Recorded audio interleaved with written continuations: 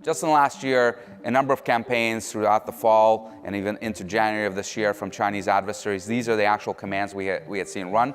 They're related to the Cloud Hopper campaign that we had seen from PwC reporting and others, where you have these Chinese adversaries going after tech firms and compromising their infrastructure and burying themselves very deep in it. A lot of these firms had used whitelisting technology, so they use an install util to bypass that. Here's an example of the commands that we had actually seen in real world examples.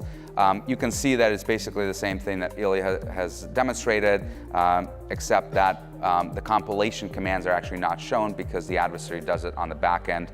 And the file that they bring in, as in the first example, wpf-etw.dat, doesn't actually matter what it's named, is the actual .NET binary that will get executed by install util even with full whitelisting mode. So countermeasures. So in many environments, install util is rarely used. It comes with the Developer Studio and .NET Framework, so you want to keep an eye on that.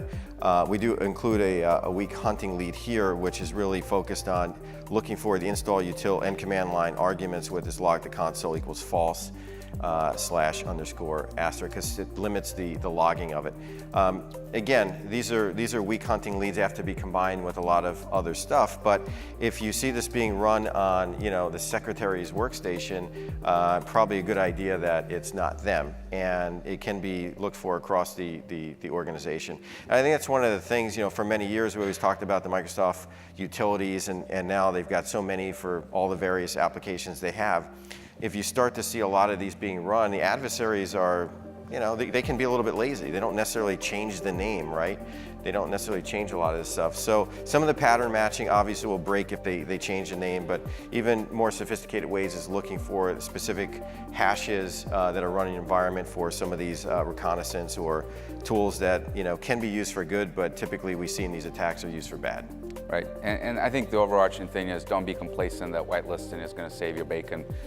There are ways to bypass it, and there are ways to bypass it that are seen in the real world. And just on that note, we see a lot of whitelisting commercial utilities being bypassed because not necessarily the utility itself is bad, it's just the way it's been configured. And most people, they leave one directory because it has frustrated so many users that they have one directory where you can run everything in. Well, the bad guys figure that out pretty quickly, and then all the exploits run out of that directory.